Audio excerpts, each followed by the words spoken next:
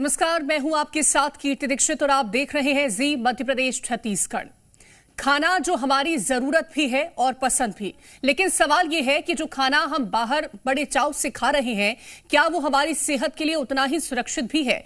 क्योंकि खाने का स्वाद तो हम तक तुरंत पहुंचता है, लेकिन उसमें छिपे बैक्टीरिया, वायरस या दूसरे खतरे हमें दिखाई नहीं देते। गंदे हाथों से खाना बनाना, साफ पानी का इस्तेमाल ना करना, ऐसी छोटी छोटी लापरवाहियां हम अक्सर नजरअंदाज कर देते हैं, जिसका गंभीर असर सीधा हमारी सेहत पर पड़ता है। सोशल मीडिया पर आए दिन खाने की अनहाइजीन को लेकर के वीडियो वायरल होते हैं। जो सामने दिख गया उस पर एक्शन हो जाता है और लोग भी सतर्कता बरतने लगते हैं। लेकिन ये किसी एक खाने की सुरक्षा का सवाल नहीं है। बाहर खाना खाते वक्त हमें हर तरह से हर जगह पर खुद को अलर्ट रखना है, चाहे गली नुक्कड़ की बात हो या दुकान या चाट पकौड़ी का ठेला हो या फिर बड़े बड़े रेस्टोरेंट या होटल हो। आज हम इसी मुद्दे पर खास मेहमानों से चर्चा करने वाले हैं। उनसे जानेंगे अनहाइजेनिक तरीके से बनाए गए फूड के क्या हेल्थ रिस्क हो सकते हैं, किन गलतियों से फूड कंटामिनेशन का रिस्क बढ़ जाता है और बाहर किन फूड्स में खराब हाइजीन का रिस्क ज्यादा रहता है और क्यों रहता है। किसी आउटलेट या रेस्टोरेंट में खाने से पहले किन बातों का खास ध्यान रखना चाहिए। साथ ही ये भी जानेंगे कि एफएसआई के अनुसार फूड हैंडलर्स को किन हाइजीन नियमों का पालन करना अनिवार्य है, नियमों के उल्लंघन पर क्या कार्रवाई हो सकती है। लेकिन चर्चा की शुरुआत करें उससे पहले कुछ लोगों के रिएक्शंस आपको सुनवाते हैं। भी जो गंदे रहते कपड़े पहने रहते हैं, साफ सफाई वो है कि नहीं है, तभी वहां पे जाते हैं। अगर अच्छा है तो जाएंगे, नहीं तो नहीं।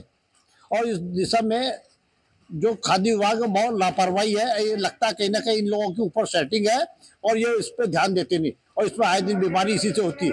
पानी में सफाई नहीं है, पानी में केमिकल आ रहा है, उस पर सफाई नहीं है। और जहाँ पे भी होटलों में पानी का निरीक्षण नहीं करते, कहीं कुछ नहीं, गंदगी है, मक्खी बैठ रही है, उसको व्यवस्थित रखना चाहिए। उस पर कोई ध्यान शासन का जा नहीं रहा। हम वहाँ सबसे पहले हम साफ सफाई का ध्यान देते हैं कि भाई क्या किस हिसाब से काउंटर में साफ सफाई और बनाने करने वाले जो कारीगर लोग हैं वो किस हिसाब से है। नहीं, बिल्कुल नहीं चलता। हम जहाँ भी जाते हैं खाना खाने, वहाँ पे पहले तो साफ़ सफाई की व्यवस्था देखते हैं कि साफ़ सफाई कैसी है। अगर साफ़ सफाई नहीं मिल पाती है तो फिर उस हिसाब से हम सोचना पड़ता है कि खाना खाएं कि नहीं खाएं यहाँ पे। और चर्चा करेंगे। हमारे साथ खास मेहमान जुड़ गए हैं। शैलेश गुप्ता जी हैं, खाद्य सुरक्षा अधिकारी हैं। बहुत स्वागत है शैलेश गुप्ता जी आपका। शैलेश गुप्ता जी, अक्सर ये कहा जाता है कि बाहर हम जो भी खाना खाते हैं वो हमारी सेहत के लिए कहीं ना कहीं अनहाइजेनिक होता है। अगर अनहाइजेनिक तरीके से खाना बनाया जा रहा है या फिर जो बाहर खाना आपको मिल रहा है वो आपके शरीर पर कितना ज्यादा प्रभाव डालता है? निश्चित रूप से अनहाइजीन कंडीशन में अगर हमको खाना प्रदाय किया जाएगा तो हमारे स्वास्थ्य के साथ बड़ा खिलवाड़ हो सकता है, जिससे हमारे पेट संबंधी बीमारियां और अन्य बीमारियां होने की पूरी संभावना है। हमको किसी भी होटल या रेस्टोरेंट में खाना खाने से पहले सबसे पहले हाइजीन परिस्थितियों का ध्यान रखना चाहिए। शुरुआत हम जब वहां जाते हैं तो हमको कटलरी से ही पता पड़ जाता है कि कटलरी या जो प्लेट, चम्मच, गिलास जो आपके पास आ रहे हैं वो कितने साफ और स्वच्छ हैं। सेकेंड टाइम हमको जो वेटर है या जो सर्व करने वाले जो वहां कर्मचारी होते हैं उनके ड्रेस कोड से भी हमको पता पड़ता है कि वो कितने साफ, स्वच्छ और हाइजीन परिस्थितियों का ध्यान रखते हैं। जी शैलेश गुप्ता जी, क्योंकि आप खाद्य सुरक्षा अधिकारी हैं, कई बार हमने देखा है कि होटल्स हो, रेस्टोरेंट हो, वहां पर छापे पड़ते हैं, वहां पर कई बार शिकायतें निकल के सामने आती हैं। बतौर खाद्य सुरक्षा अधिकारी जब आप इस तरह की किसी भी रेस्टोरेंट या होटल में पहुंचते हैं तो वो कौन कौन से ऐसे मानक हैं जिन पर आप ध्यान देते हैं और इस बात को सुनिश्चित किया जाता है कि ये जो होटल है या रेस्टोरेंट है या कोई भी आउटलेट है खाने का, वो लोगों की सेहत के साथ कोई खिलवाड़ नहीं कर रहा है या फिर ये लोगों की सेहत के साथ खिलवाड़ है? किसी भी रेस्टोरेंट या होटल का निरीक्षण करते वक्त सबसे पहले हम यही ध्यान रखते हैं कि उनकी किचन और उसका स्टोर कितना साफ स्वच्छ है।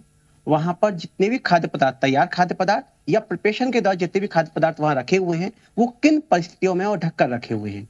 इसके अलावा वहां पर जो निकासी, नाली निकासी की जो व्यवस्था है वो कितनी प्रॉपर है, जालियां लगी हैं अथवा नहीं लगी हैं। किचन में जो वर्कर काम कर रहे हैं वो कितने स्वयं साफ स्वच्छ हैं, कहीं वो किसी गंभीर बीमारी से पीड़ित तो नहीं है, किसी संक्रामक रोग से पीड़ित नहीं है। इसके अलावा जो वहां सामान रखा हुआ है खाने पीने का वो कितना ढका हुआ है, कितने प्रॉपर तरीके से वो रखा हुआ है, इन सब बातों का हम विशेष ध्यान रखते हैं। इसके अलावा जो स्टोर में जो खाद्य सामग्री, कच्चे खाद्य सामग्री रखी होती है वो भी हम देखते हैं कि वो कहीं एक्सपायर डेट की खाद्य सामग्री तो वो यूज नहीं कर रहा है। आजकल एक जो सबसे बड़ी समस्या होटल और रेस्टोरेंट में आ रही है कि एनालॉग पनीर मार्केट में आता है, जिसको केवल और केवल पैक्ड अवस्था में ही विक्रय किया जा सकता है, जिनको सीधे कंज्यूमर पैकिंग में बेचना नियम के अंतर्गत आता है। लेकिन होटल रेस्टोरेंट के वाले जो कम रेट के चलते उनको खरीदते हैं और अपने ग्राहकों को वो पनीर के रूप में विक्रय करते हैं या पनीर की सब्जी के रूप में विक्रय करते हैं, जो कि उचित नहीं है। तो हमको ये भी देखना चाहिए कि वहां पर एनालॉग पनीर का उपयोग तो नहीं किया जा रहा है, क्योंकि हम पनीर सब्जी का ऑर्डर करते हैं और पनीर खाने के रूप में लेते हैं, लेकिन एनालॉग पनीर एक प्रकार से डेयरी प्रोडक्ट नहीं है। वो अन्य मान्य खाद्य सामग्री से भले ही तैयार किया गया है, लेकिन हम जब उसको पनीर के रूप में उसका उपभोग करेंगे तो निश्चित रूप से हमारे स्वास्थ्य पर विपरीत प्रभाव पड़ सकता है। ठीक है, क्योंकि आपने कहा कि अगर आप किसी भी होटल रेस्टोरेंट में खाने जा रहे हैं तो आपको तमाम चीज़ों का ध्यान रखना चाहिए, लेकिन कई बार हमने ये देखा है कि बाहर से जो होटल है, जो रेस्टोरेंट है, वो बहुत साफ सुथरा है, जो कंज्यूमर वहां पर आ रहा है बहुत फ्रेंडली है, लेकिन किचन तक अक्सर आम आदमी जो है वो नहीं पहुंच पाता है। तो ऐसे में कैसे सुनिश्चित किया जाए कि जो अंदर से खाना पक करके आ रहा है वो आपकी सेहत के साथ खिलवाड़ नहीं करेगा या फिर आपके लिए अनहाइजेनिक नहीं है? विभाग लगातार नियमित रूप से निरीक्षण करता है। होटल और रेस्टोरेंट की जो कैटेगरी है वो आरबीआई निरीक्षण के अंतर्गत आती है। हम समय समय पर निरीक्षण करते हैं और सबसे पहले यही देखते हैं कि वह किन हाइजीन परिस्थितियों में निर्माण कार्य कर रहा है। हमारा पूरा फोकस साफ सफाई पर सबसे पहले रहता है और उसी आधार पर पूरा निरीक्षण करते हैं। इसके बाद ही हम बाकी अन्य चीजों को हम देखते हैं, लेकिन हमारा हाइजीन पर बहुत ज्यादा फोकस रहता है और बना रहता है। जी, शैलेश गुप्ता जी, क्योंकि आपने अभी जिक्र किया एनालॉग पनीर का, और ऐसे कौन कौन से फूड आइटम्स होते हैं जो कि बहुत लोगों को पसंद तो आते हैं लेकिन वो कहीं ना कहीं अनहाइजेनिक तरीके से बनाए जा रहे हैं? क्योंकि बीते दिनों हमने कई बार ऐसी वीडियोस देखी हैं जहां पर चाहे हम बात करते हैं सोया चाप को लेकर के, बहुत अलग तरीके से उनको बनाया जा रहा है, और जब उन वीडियोस को हम देखते हैं तो कहीं ना कहीं मन में जरूर सवाल उठता है कि क्या हम जो सेवन कर रहे हैं सोया चाप का वो भी इसी तरीके से बन रहा है? तो सबसे ज्यादा अनहाइजेनिक ऐसे कौन से फूड प्रोडक्ट्स हैं? बहुत सारे ऐसे प्रोडक्ट हैं जिनमें साफ सफाई की विशेष ध्यान रखने की आवश्यकता होती है, जैसे meat and meat product, dairy product, even packaging, drinking water, और भी बहुत सारे जो आपने बताए ऐसे बहुत सारे प्रोडक्ट हैं जिनमें बहुत ज्यादा साफ सफाई की आवश्यकता होती है और हाई रिस्क कैटेगरी में ये आते हैं। विभाग लगातार काम करता है, लेकिन जो वीडियो आते हैं वो निश्चित रूप से दुर्भाग्यपूर्ण है और ऐसा नहीं होना चाहिए। लेकिन ये आम प्रैक्टिस नहीं है, यही मैं कहना चाहूंगा। सामान्यतः सभी जितने वेंडर हैं या एफबीओज हैं वो कोशिश करते हैं कि अच्छे तरीके से वो आम उपभोक्ता को खाद्य सामग्री प्रदान करें। जी हाँ, ये बात, जो वीडियोस आते हैं उन पर लगातार विभाग सतत कार्रवाई करता है और हम करते भी हैं। ठीक है, हमारे साथ एक और खास मेहमान जुड़ गए हैं। आशीष यादव जी हैं, डेजिग्नेटेड ऑफिसर हैं फूड सेफ्टी के। बहुत स्वागत है आशीष यादव जी आपका। आशीष यादव जी, ऐसी कौन सी गलतियां हैं जिनसे एक फूड है या फिर कोई ऐसी खाद्य पदार्थ है जिसका कंटैमिनेशन का जो खतरा है वो बहुत ज्यादा बढ़ जाता है? नमस्कार आपको। यहाँ पे फूड कंटेमिनेशन के बहुत बहुत सारे हैं। उनमें सबसे मेन है कि गंदे हाथों से फूड है। मतलब अक्सर हम होटल्स में जो होटल्स हैं जो मीडियम रेंज के, वहाँ हम देखते हैं कि जो खाना सर्व करने वाले या किचन में जो बनाने वाले जो स्टाफ हैं, ये प्रॉपर अपना हाथों की सफाई नहीं करते, अपने बॉडी की सफाई नहीं करते, नाखून बड़े जो तो ये चीज़ें हाथ साफ होना, वॉशरूम जाते हैं, टॉयलेट जाते हैं, तो प्रॉपर हाथ वॉश किए बिना ही फूड सेट करते हैं। मैक्सिमम होटल्स में जैसे हम फील्ड के ऑफिसर्स हैं हम भी देखते हैं कि वहाँ पे वेज और नॉन वेज जो फूड आइटम एक ही फ्रिज में वो स्टोर किए जाते हैं। रॉ और फूड एक साथ स्टोर किए जाते हैं। कुकिंग बोर्ड जो है वो कई दिनों से धुला हुआ नहीं, यूटेंसिल्स जो बर्तन जो कहते हैं वो भी जो है ऐसे बहुत सारे रीजन है ना। और एक महत्वपूर्ण जो रीजन है प्रॉपर पेस्ट कंट्रोल का किया जाए। अगर समय से पेस्ट कंट्रोल किए जा रहे हैं तो कीड़ा मकोड़े की जो संभावनाएं आ सकता है वो खत्म हो जाए। ये बहुत सारे रिस्क हैं जहाँ पे फूड कंटेमिनेशन हो रहा है। ठीक है, शैलेश गुप्ता जी, क्योंकि हर एक होटल रेस्टोरेंट को सिर्फ एक ही बात का खतरा होता है कि उनका जो लाइसेंस है वो कैंसिल ना हो जाए, क्योंकि अक्सर हमने देखा है कि जब भी किसी तरह का कोई छापा पड़ता है या फिर कोई शिकायतें आती हैं तो उन्हें एक ही खतरा होता है और इसी वजह से वो कहीं ना कहीं अपनी जो क्वालिटी है उसको बेहतर करने की कोशिश करते हैं। अगर हम FSSAI की बात करते हैं तो उसके अनुसार ऐसे कौन से रूल्स हैं, ऐसे कौन से रेगुलेशन हैं जिनको फॉलो करने की जरूरत है, वरना जो एक होटल है, रेस्टोरेंट, उसका लाइसेंस कैंसिल हो सकता है? FSI की जो रूल्स एंड रेगुलेशन अनुसूची 4 है, उसमें होटल और रेस्टोरेंट के लिए स्पष्ट दिशा निर्देश है जिनका उनको पालन किया जाना चाहिए। सामान्य तौर पर किसी भी रेस्टोरेंट को हाइजीन कंडीशन का पूरा ध्यान रखा जाना चाहिए। उनकी जो पानी की जो सप्लाई है वो प्रॉपर होना चाहिए, नियमित रूप से साफ सफाई होना चाहिए, उनकी नालियों की निकासी व्यवस्था प्रॉपर होनी चाहिए, क्योंकि वहां से ही छोटे कीट, कॉकरोच या इस प्रकार की चीजें को बढ़ावा मिलता है, वो प्रॉपर होना चाहिए। इनको लगातार हर 3 महीने में आवश्यकता अनुसार लगती है तो पेस्ट कंट्रोल करवाना चाहिए। जितने भी कर्मचारी हैं उन सबका हर 6 माह में मेडिकल सर्टिफिकेट या मेडिकल चेकअप अनिवार्य है, वो होना चाहिए। जितनी भी जालियां हैं वो प्रॉपर तरीके से बंद हो, खिड़कियां दरवाजे बिल्कुल बंद हो, धुएं की निकासी प्रॉपर हो और सभी सामानों का उचित रखरखाव हो, उचित टेम्परेचर मेंटेन किया होना चाहिए। इन सब बातों का उनको विशेष रूप से ध्यान रखना चाहिए और सबसे बड़ी बात कि उनका पेस्ट कंट्रोल प्रॉपर होना चाहिए। आशीष यादव जी, क्या किसी अच्छे होटल में अगर हम खाना खा रहे हैं तो इस बात का खतरा कम हो जाता है या फिर बिल्कुल भी नहीं रहता है कि वो खाना आपके लिए हानिकारक हो सकता है? क्या अच्छे होटल में खाना खाना इस बात की गारंटी है कि आपको कोई नुकसान नहीं होगा? बिल्कुल नहीं। सरकार जो ताकत है कि समस्या होना नहीं है, वो किसी होटल रेस्टोरेंट पे भी लागू है। केवल बाहरी कुछ पे ध्यान देते, मतलब वहाँ खाना बिल्कुल भी इस चीज़ की गारंटी नहीं है कि वहाँ जो खाना है वो बिल्कुल प्रॉपर मतलब मिलेगा और सही तरीके से बनाया होगा। वहाँ पे होटल में ये मुख्य चीज मैच करता है कि खाना किस तरीके से बनाया गया है, फूड हैंडलिंग किस तरीके से किया गया है, वहाँ का किचन कितना काम करता है, तो ये सारी चीज़ें मैटर है। सबसे मुख्य जो चीज है वो किचन और फूड हैंडलिंग का प्रॉपर मतलब हैंडलिंग को किया जाए। अगर किचन भी साफ सुथरा नहीं है, केवल बैठने का इंतजाम सजा कर रखा गया है तो इस पर कोई भी नहीं करता।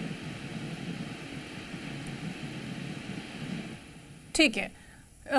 शैलेश गुप्ता जी, अगर आप किसी रेस्टोरेंट में खाना खा रहे हैं और आपको गंदगी दिखाई दे तो एज अ कंज्यूमर आप कैसे शिकायत कर सकते हैं? आपके पास क्या राइट्स हैं? कई माध्यम है। हम प्रॉपर शिकायत FSI का एक पोर्टल है, वेबसाइट है, उस पर जाकर हम शिकायत दर्ज करा सकते हैं। इसके अलावा लोकल पोर्टल्स होते हैं सभी जगह, वहां शिकायत दर्ज करा सकते हैं। CM हेल्पलाइन, नगर निगम के पोर्टल, वहां पर भी हम अपनी शिकायत दर्ज करा सकते हैं। इसके अलावा सब विभाग में जाकर भी हम शिकायत दर्ज करा सकते हैं। ठीक है। एक और सवाल मेरा आप ही से रहने वाला है कि अगर कोई हेल्थ प्रॉब्लम हो रही है किसी स्पेसिफिक रेस्टोरेंट से खाने पर, तो उसके बाद कंज्यूमर के क्या राइट्स होते हैं? उस पर्टिकुलर रेस्टोरेंट के अगेंस्ट आपके क्या राइट्स हैं? अगर खाद्य सामग्री में इस प्रकार कोई चीज पाई जाती है जिससे वो उसके स्वास्थ्य के लिए हानिकारक हो सकती है या इंजस्ट टू हेल्थ हो सकती है, तो उस पर सीधे प्रकरण पंजीबद्ध किया जा सकता है। इसके अलावा वो उपभोक्ता फोरम की मदद भी ले सकता है और हमारे यहाँ तो शिकायत वो कर ही सकता है। जी ठीक है। और हमारे साथ मनीष लूनिया जी जुड़ गए हैं, डॉक्टर हैं। बहुत स्वागत है मनीष लूनिया जी आपका। मनीष लूनिया जी, जो अनहाइजेनिक तरीके से बना हुआ खाना है उसका इम्पैक्ट, उसका असर जो है वो हमारी हेल्थ पर कितना होता है? एग्जैक्टली खासकर बारिश के दिनों में जो अनहाइजीनिक फूड होता है, इसमें फूड और वाटर हाइजीन के बारे में हम बात करते हैं तो food and water borne diseases होती हैं, उनके होने की पॉसिबिलिटी बहुत ज्यादा हो जाती है। इससे आमतौर पे इस सीजन में यदि हाइजीन का ध्यान ना रखें तो इसकी वजह से पेट में इन्फेक्शन जैसे डायरिया, डिसेंट्री, एंटेराइटिस जिसको हम बोलते हैं, ये होने की, गैस्ट्रोएंटेराइटिस को हम कॉमन लैंग्वेज में बोलते हैं, तो ये होने की पॉसिबिलिटी बहुत ज्यादा होती है। खासकर इसके अलावा क्या होता है कि वायरल हेपेटाइटिस के चांसेस बन जाते हैं। हेपेटाइटिस A और हेपेटाइटिस E, ये दोनों वायरस जो है ये food and water borne disease हैं और ये खाने और पानी से हमारे पेट में पहुंचते हैं और लिवर में सूजन पैदा करते हैं। तो इससे एक्यूट वायरल हेपेटाइटिस ये होने की संभावना काफी ज्यादा होती है। इसके अलावा एंट्रिक फीवर या टाइफाइड फीवर है, ये भी food and water borne disease है। तो टाइफाइड फीवर की संभावना भी काफी ज्यादा होती है यदि हम हाइजीन का ध्यान ना रखें तो। जी मनीष जी, एक और सवाल होगा, क्योंकि कुछ लोग होते हैं जिनका अक्सर ये कहना होता है कि हम हर रोज तो बाहर का नहीं खाते, लेकिन कभी कभी खाते, तो क्या कभी कभी अगर बाहर से खा रहे हैं तो वो आपकी सेहत पर उतना असर नहीं डालेगा? ये ऐसा नहीं होता, ये है की बात। कभी खा रहे हैं लेकिन हाइजीन हमारा उसमें अच्छा नहीं है। यदि हम एक बार भी खा रहे हैं हाइजीन अच्छा नहीं है तो उसमें 100% प्रॉब्लम वाली बात हो जाएगी। तो वैसे ही बात हो गई, हम रोज गाड़ी तेज नहीं चलाते हैं लेकिन कभी कभार ही हमें प्रॉब्लम होती है। हम एक बार भी गाड़ी तेज चलाएं तो फिर तकलीफ होने की संभावना तो रहेगी। वैसे ये भी है, यदि हम हाइजीन ध्यान न रखें तो कभी कभी हो या एक बार भी खा रहे हैं तो ये पॉसिबिलिटी तो हमेशा रहेगी कि हमें इन्फेक्शन हो सकता है। जी शैलेश गुप्ता जी, बार बार क्योंकि ऐसी जानकारियां निकल के सामने आती हैं कि अगर एक ऑयल को बार बार यूज किया जा रहा है तो वो बहुत ज्यादा नुकसानदेह हो सकता है, या फिर उसका जो इम्पैक्ट होता है आपके शरीर पर वो बहुत ज्यादा खराब हो सकता है। क्या ये बात सच है, और क्या इसको लेकर के कोई नियम है कि कैसे उसका जो यूज है, ऑयल का जो यूज है, वो किया जाए?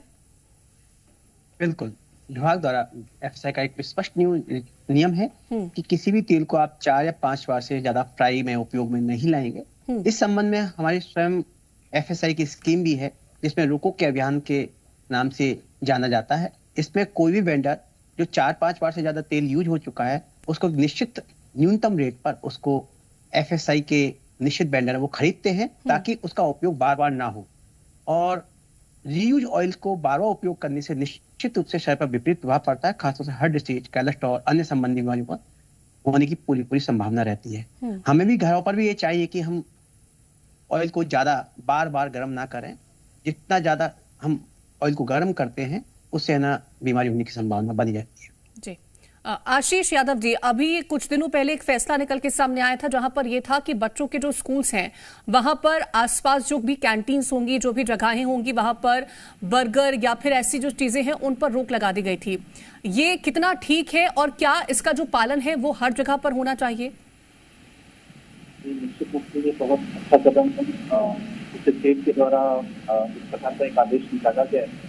हालांकि एफएसएसआई ने ऑलरेडी एक रेगुलेशन बनाया हुआ है स्कूल चिल्ड्रन के लिए कि स्कूल के आसपास जो है हाई फैट, शुगर कंटेंट वाले जो फूड आइटम्स हैं वो दिखने नहीं चाहिए। तो ये हमारे बच्चों के लिए, बच्चों के स्वास्थ्य के लिए ये बहुत उचित कदम है।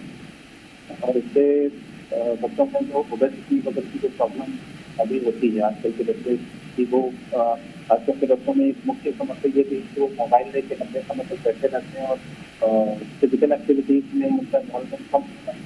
तो और साथ में अगर खाना भी इस प्रकार का मिले हाई फैट और हाई शुगर वाला, तो ये यहाँ से एडवर्स इफेक्ट डालता है। तो ये बहुत अच्छा कदम है। तो इसके आजकल जो है हाई फैट हाई शुगर वाले जो फूड आइटम के। ठीक है डॉक्टर साहब, एक और सवाल, एक आखिरी सवाल आपसे रहेगा। ऐसे कौन से फूड आइटम्स हैं जो बहुत ज्यादा हानिकारक हैं आपके स्वास्थ्य के लिए, और बाहर से अगर वो आप खा रहे हैं तो आपको बचना चाहिए? जी, इसमें यह है कि जितने भी आर्टिफिशियल फ्लेवर्स रहते हैं या बहुत ज्यादा स्वीटनर्स जिसमें लगे होते हैं, आर्टिफिशियल स्वीटनर्स रहते हैं और शुगर की जो चीजें रहती हैं, ये हमें डेफिनेटली शरीर को नुकसान करती हैं। बहुत ज्यादा फैटी चीजें वो भी शरीर को नुकसान करती हैं, जिससे फैटी लिवर होने की पॉसिबिलिटी रहती है। बहुत ज्यादा शुगर लेते हैं, डायबिटीज और बाकी दूसरे मेटाबॉलिक डिसऑर्डर्स होने की पॉसिबिलिटी जो है वो काफी ज्यादा बढ़ जाती है। हाइजीन के अलावा ये सब चीजें हमें ध्यान रखनी है कि हम ये सब चीजों का बहुत ज्यादा सेवन ना करें। ठीक है, तो कई तमाम खास बातें हैं जिनको ध्यान में रखने की जरूरत है अगर आप बाहर से खाना खा रहे हैं, क्योंकि वो आपकी सेहत पर बहुत बुरा असर डाल सकता है। बहुत शुक्रिया फिलहाल आप सभी खास मेहमानों का तमाम महत्वपूर्ण जानकारियां पहुंचाने के लिए।